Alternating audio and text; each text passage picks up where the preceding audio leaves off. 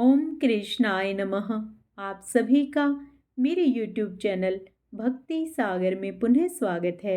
भगवान कृष्ण के प्रिय मास मार्गशीर्ष मास में भगवत गीता सुनने का विशेष महत्व है।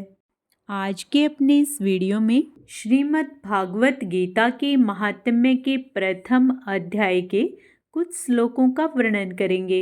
साथ ही कृष्ण की बाल लीलाओं का भी वर्णन करेंगे। पूरे मार्गशीर्ष मास में हमसे जुड़े रहने के लिए कृपया मेरे चैनल को सब्सक्राइब अवश्य करें। वीडियो यदि पसंद आता है तो लाइक एंड शेयर भी करें। सच्चिदानंद रूपाय विश्वोत्पत्त्यादि हेत्वे तापत्रय विनाशाय श्री कृष्णाय वयं नमः।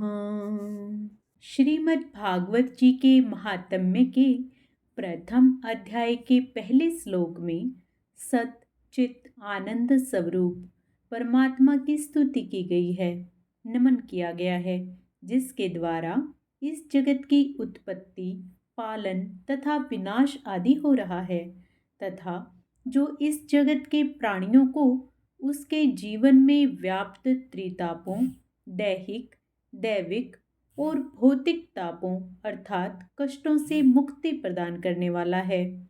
श्लोक में बताया गया है कि परमात्मा सत चित आनंद स्वरूप है। सत अर्थात परमात्मा नित्य है, शाश्वत है। चित अर्थात शुद्ध चैतन्य स्वरूप तथा आनंद से परिपूर्ण है तथा वही परमात्मा जो इस संपूर्ण विश्व का, इस ब्रह्मांड का उत्पत्ति करता है, जो इस संपूर्ण विश्व का पालन कर रहा है तथा नवसर्जन के लिए इस विश्व का विनाश करता है। यहाँ श्री कृष्ण कहा है। श्री अर्थात परमात्मा की शक्ति श्री राधा रानी। श्री राधा रानी सहित परमात्मा प्रेमाधार कृष्ण को नमन किया गया है। श्रीमद् भागवत जी के महात्म्य के प्रथम अध्याय के द्वितीय श्लोक में व्यास जी के पुत्र श्री सुखदेव मुनि को नमन किया गया है। व्यास जी के पुत्र श्री सुखदेव मुनि का यज्ञोपवीत संस्कार नहीं हुआ था और उन्हें किसी भी प्रकार के लौकिक जगत के वैदिक अनुष्ठान का अवसर भी नहीं आया था। उससे पूर्व ही श्री सुखदेव मुनि स्वेच्छा से संन्यास ग्रहण करने के लिए घर से निकल पड़े।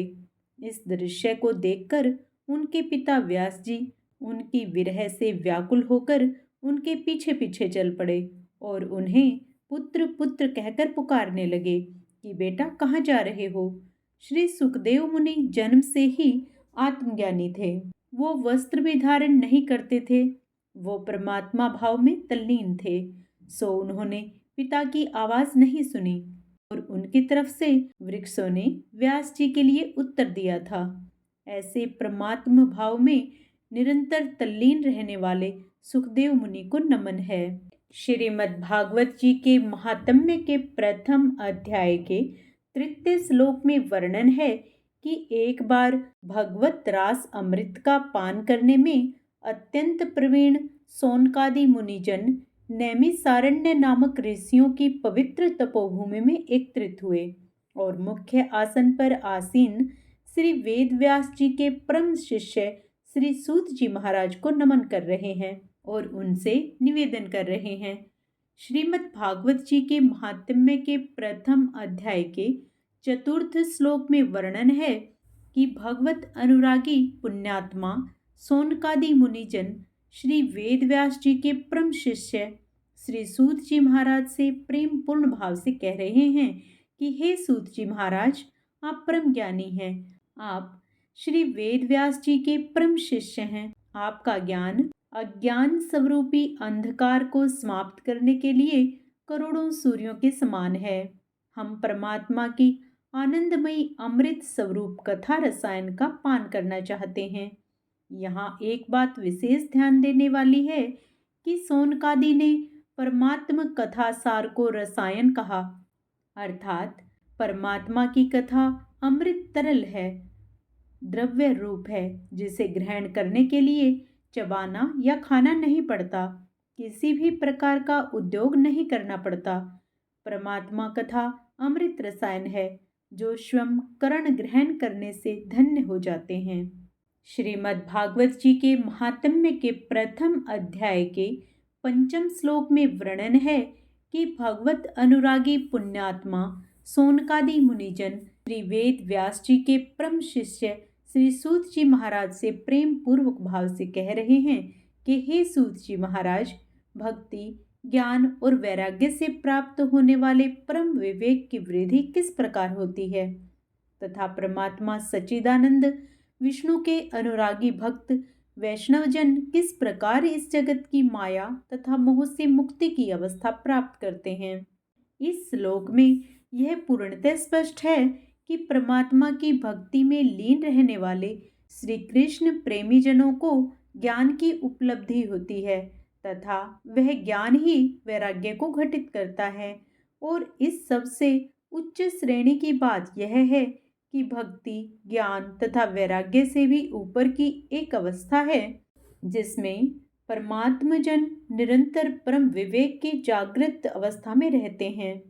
यहाँ एक चीज यह भी स्पष्ट है कि परमात्मा प्रेमी वैष्णवजन माया के प्रभाव से मुक्त रहते हैं। आज हम कृष्ण लीला में कदम्ब के पेड़ की कहानी सुनेंगे।